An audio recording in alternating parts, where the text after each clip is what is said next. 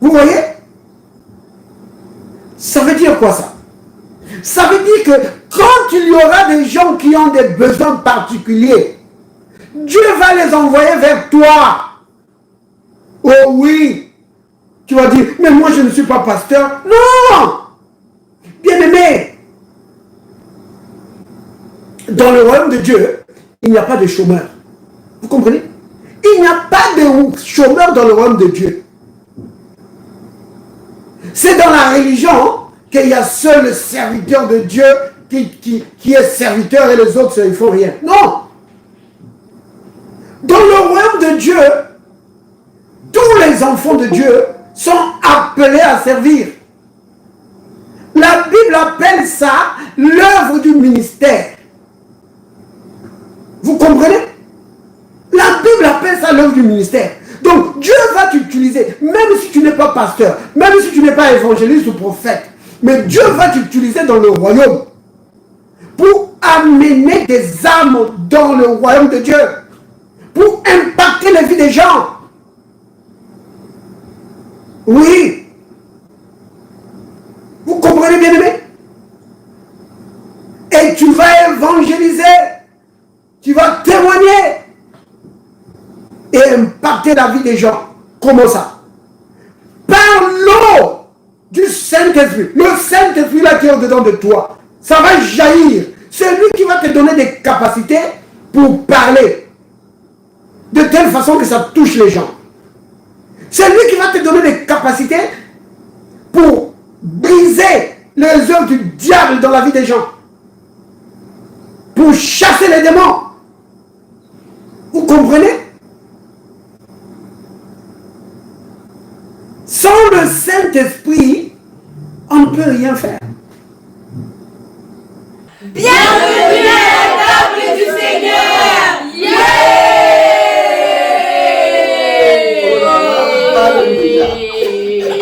Ça c'est merveilleux. Jean 7, 37.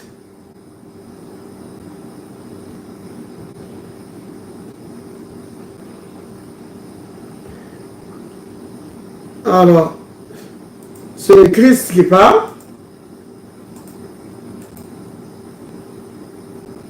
Donc, la Bible dit ceci. Le dernier jour. Parce qu'en fait, si vous remontez, vous allez voir que ce jour-là, c'était la fête du tabernacle. Donc, dans le chapitre 7 ici,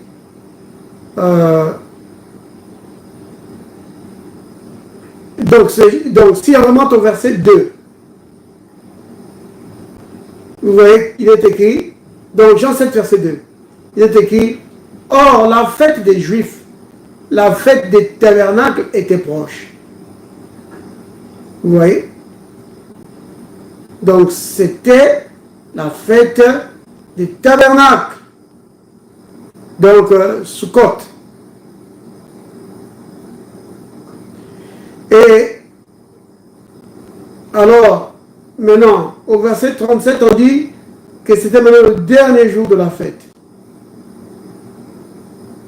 Le dernier jour, le grand jour de la fête, Jésus se tenant debout s'écria, si quelqu'un a soif, qu'il vienne à moi. Si quelqu'un a soif, qu'il vienne à moi. Oui. Oh là là, quelle invitation! Jésus dit que si tu as soif, tu peux venir. Aucune autre distinction, aucune autre qualité, non. La seule chose qui te qualifie pour répondre à cette invitation d'aller vers lui, c'est la soif. Vous voyez? Si tu as soif du Seigneur, tu as soif de la communion avec lui, tu as soif de la justice. Oh là, ça me rappelle vraiment Matthieu 5 au verset 6, quand le Christ dit « Bienheureux,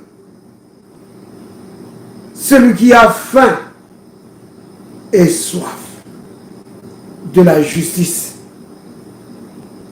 à faire la volonté de Dieu. » Celui qui a faim et soif de faire la volonté de Dieu. Celui qui a faim et soif de marcher dans les voies de Dieu. Celui qui a faim et soif de vivre dans la communion avec le Seigneur. Celui qui a faim et soif d'accomplir le plan de Dieu pour sa vie. Il est bienheureux. Pourquoi? Jésus répond, il dit, parce qu'il va être rassasié. Donc ça c'est Matthieu 5, verset 6. Maintenant, dans Jean 7 ici, il dit que quiconque bien-aimé, vous voyez, le Seigneur, c'est la porte ouverte à toute l'humanité, sans distinction de race, de rang social, sans distinction d'église, non. De groupe religieux, non. Une seule chose, la soif. Oui, si tu as faim et soif de lui, de sa parole, de la communion avec lui, alors, il te dit, viens.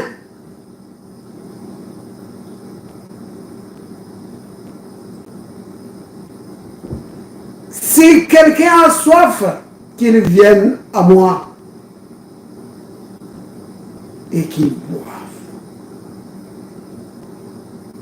Oui. N'arrête pas de boire. Maintenant, de quoi parle-t-il ici? La réponse est donnée au verset 38. On dit,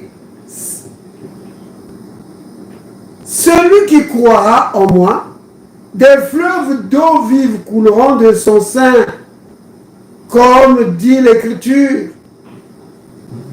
Verset 39, il dit cela de l'Esprit que devait recevoir ceux qui croiraient en lui. Car l'Esprit n'était pas encore, parce que Jésus n'avait pas encore été glorifié. Alors le Christ dit que si tu as faim, donc vous voyez que, plutôt ici il parle de la soif. Si vous voyez que ici la soif dont il parle ici, donc ce n'est pas la soif d'eau, mais la soif d'être dans la communion avec le Christ par le Saint-Esprit. La soif de voir le Saint-Esprit se manifester dans ta vie. La soif de vivre la vie de l'Esprit, conduit par l'Esprit de Dieu, marchant sous la puissance du Saint-Esprit. Si tu as faim et soif de cela, le Christ dit, viens, viens. Comme j'ai cité tout à l'heure Matthieu 5, verset 6. Que tu vas être rassasié. Pourquoi? Mais parce que c'est cela qui fait son plaisir. Oui. Ce qui fait vraiment plaisir au cœur de Dieu, c'est de voir des gens qui ont faim et soif de sa présence, qui ont faim et soif de la communion avec lui. Oh oui, le Seigneur aime ça.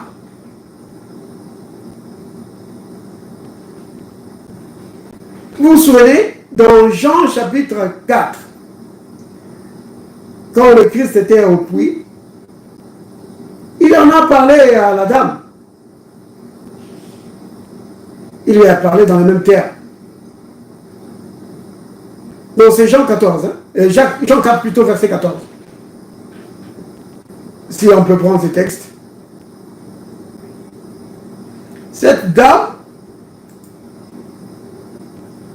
elle était dans une situation difficile.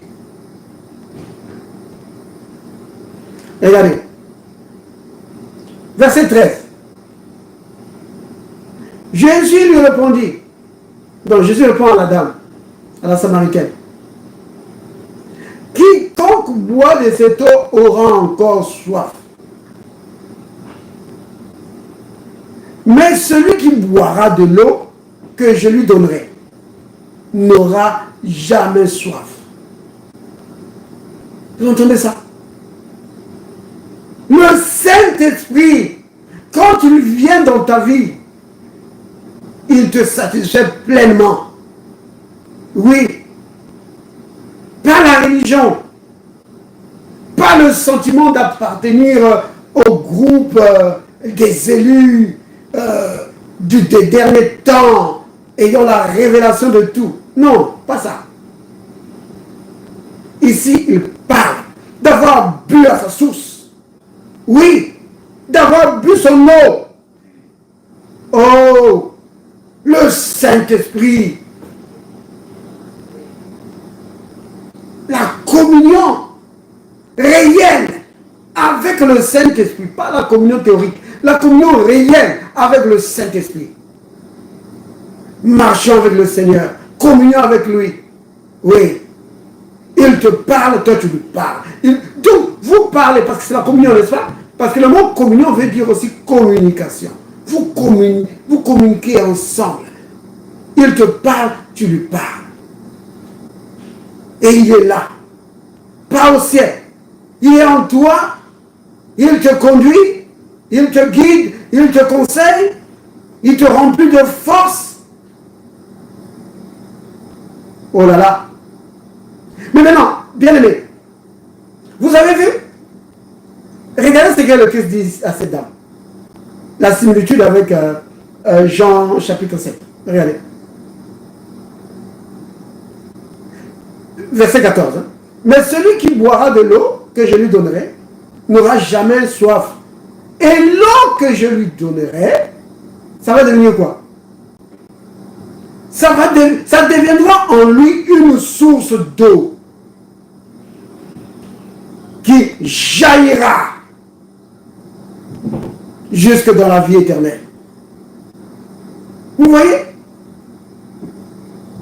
La femme, quand elle a entendu ça, elle dit, « Oh Seigneur, donne-moi de cette eau. » Oui. Oh bien-aimé, c'est important d'avoir en toi cette soif-là, de vivre dans la communion avec le Seigneur par le Saint-Esprit, de voir le Saint-Esprit se manifester puissamment dans ta vie. Oui. Vous comprenez? Donc, il vient, il te conduit, il te guide, il te révèle la parole et il se manifeste avec puissance dans ta vie. Oui. Oh, le Saint-Esprit fait la différence. Bien-aimé, il fait la différence dans la vie d'un chrétien. Sans le Saint-Esprit, bien-aimé, le christianisme ne serait pas différent de l'islam. Ce ne serait pas différent. Chacun a juste une théorie différente, c'est tout. Ce ne serait pas différent du bouddhisme ou de l'hindouisme. Ouais, chacun va dire, oh, nous avons la vérité. Nous avons la vérité. Les autres vont dire, bah ouais, nous avons la vérité. Chacun va dire, ah, là, sa vérité. Mais le Saint-Esprit, c'est lui qui rend la parole vraiment vivante. Oui, il est l'esprit vivifiant. Il est l'esprit qui communique la vie. L'esprit qui donne la vie. Oui. Quand tu entres dans la communion avec le Saint-Esprit, tu sors de la religion, tu entres vraiment dans la vie chrétienne. Oui. Vous comprenez? c'est à cela que nous avons été appelés. Le Seigneur ne nous a pas appelés à la religion. Il a dit que oui, nous sommes le groupe le plus distingué. Oui, dans ces derniers temps, nous sommes le groupe le plus distingué sur la terre. Nous connaissons tout. Nous avons tout. Nous savons expliquer toutes choses dans la Bible. Alors, c'est sûr que Dieu au ciel, il nous apprécie tellement que quand il va venir, il n'y a que nous qui vient la chercher. Ah oui, le Dieu est au courant. Pas ça. L'autocongratulation là, pas ça, bien aimé. Ça, ce n'est pas le christianisme, c'est juste de la religion. Vous comprenez? Ne sois pas satisfait avec ces choses-là. Quand tu as vraiment soif, la seule chose qui peut te satisfaire, c'est de l'eau. Oh oui. Quelqu'un peut te donner du lait, c'est très bien. Mais je veux de l'eau. J'ai soif, j'ai besoin d'eau. On a du vin ici, c'est très bien, mais je veux de l'eau. Oui. Alors, le Christ, il dit, si quelqu'un a soif, qu'il vienne.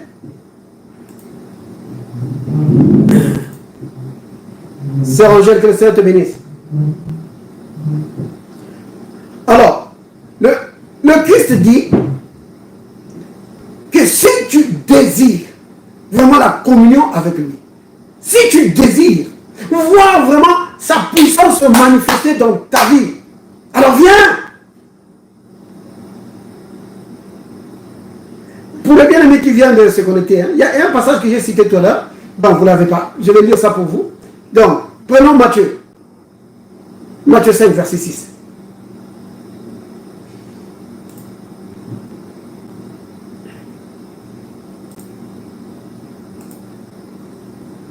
Alors, le Christ dit ceci. Il dit, heureux. Dans d'autres versions, on dit bienheureux. Dans d'autres, on dit encore béni. Donc, béni, bienheureux,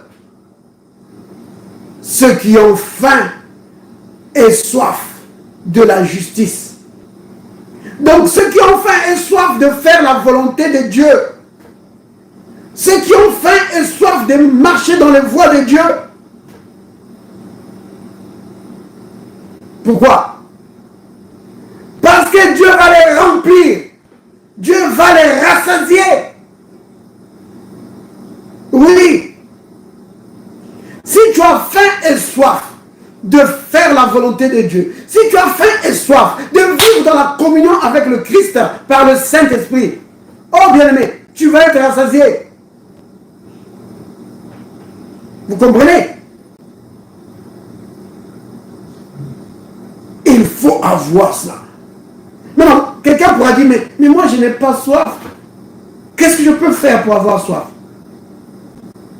Voici quelque chose qui peut t'aider à avoir soif. De voir l'œuvre de Dieu s'accomplir dans ta vie. De voir le Saint-Esprit se manifester dans ta vie. De marcher dans la communion avec lui. Ce qui peut satisfaire, ou ce qui peut susciter la soif en toi, la première chose, c'est la lecture de la parole, la méditation de la parole. Regarde dans les évangiles, regarde dans les actes des apôtres, comment Dieu a travaillé avec les apôtres. Et comme nous sommes dans une époque bénie, où nous avons accès aux médias vraiment, regarde par exemple en ligne les vidéos, des témoignages des gens qui ont été touchés par la grâce de Dieu. Quand tu écoutes ces témoignages, quand tu plonges ton regard dans l'œuvre de Dieu, dans la vie des autres, ça va réveiller la soif en toi. Et autre chose, c'est la lecture. Lire par exemple des livres sur la vie de tels serviteurs de Dieu qui ont vécu avant nous ou qui vivent dans cette époque. Nombreux écrivent des livres, ou nombreux ont écrit des livres. Et là-dedans, il y a plein de témoignages de la manifestation de la puissance de Dieu, de la communion avec le Saint-Esprit.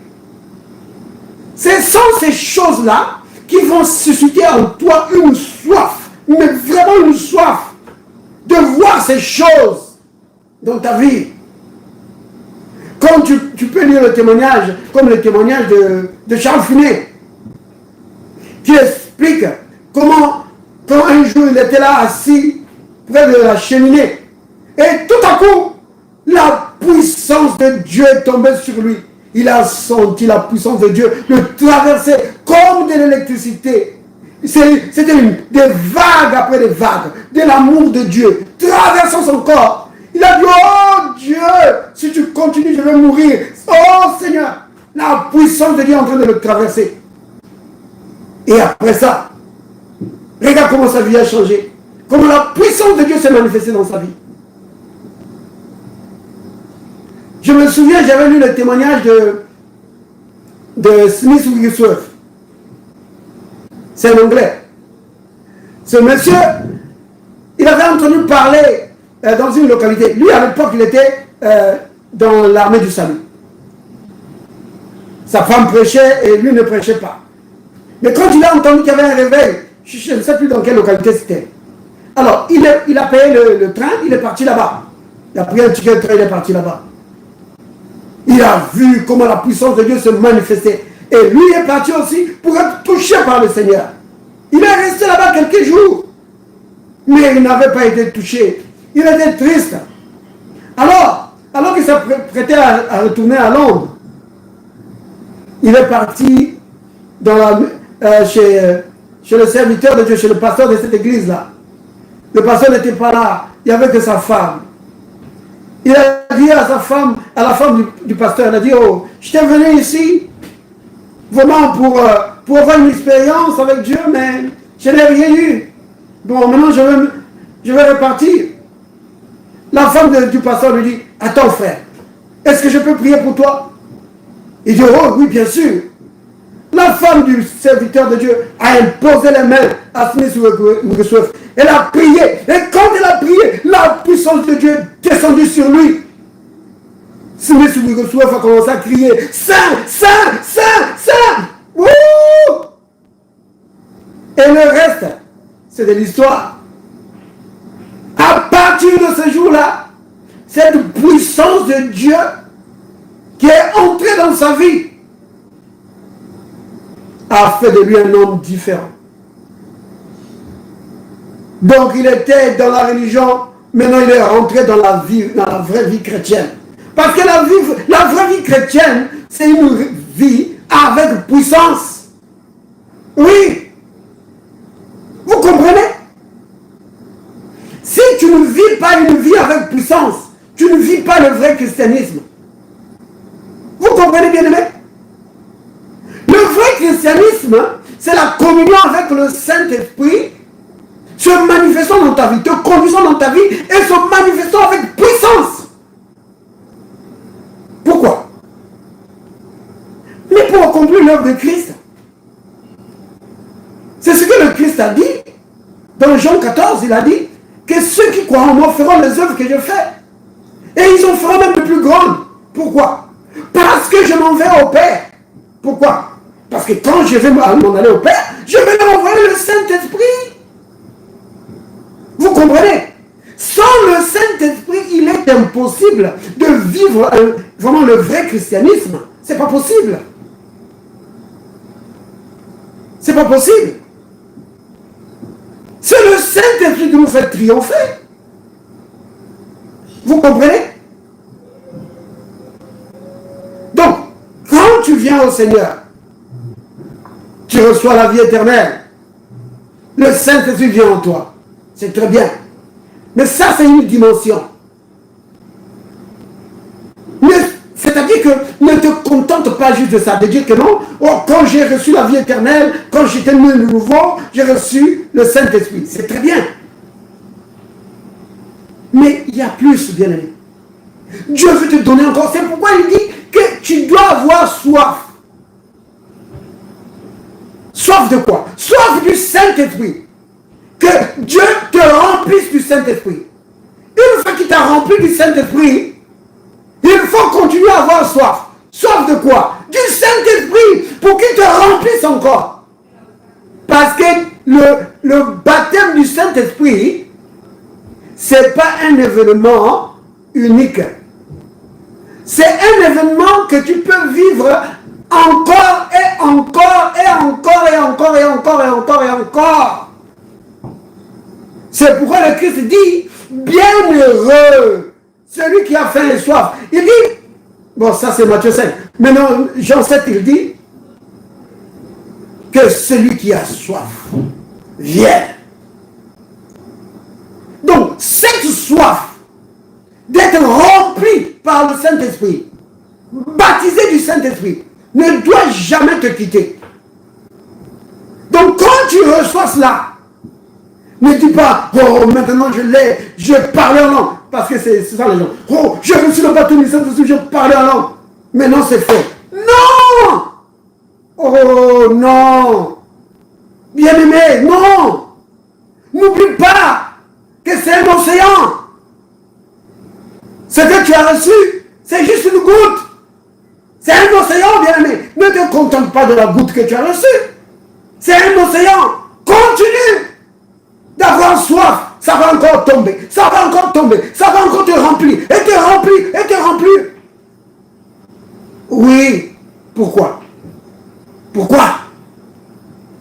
Mais pour être efficace, bien-aimé,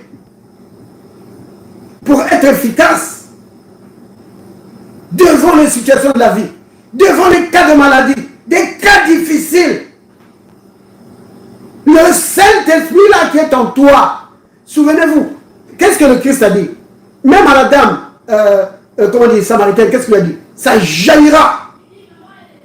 Il dit, ça va jaillir du dedans de toi, ça va jaillir.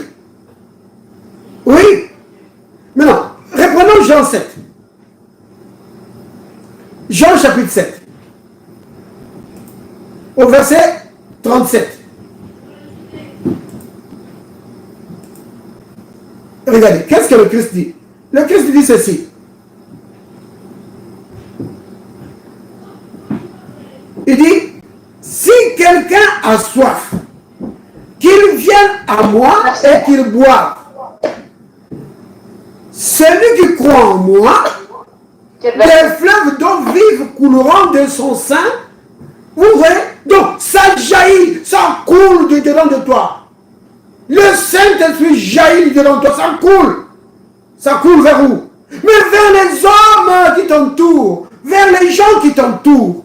Quand tu rencontres un besoin, par exemple quelqu'un qui est malade, ça jaillit du dedans de toi. Boum! Ça détruit les œuvres du diable.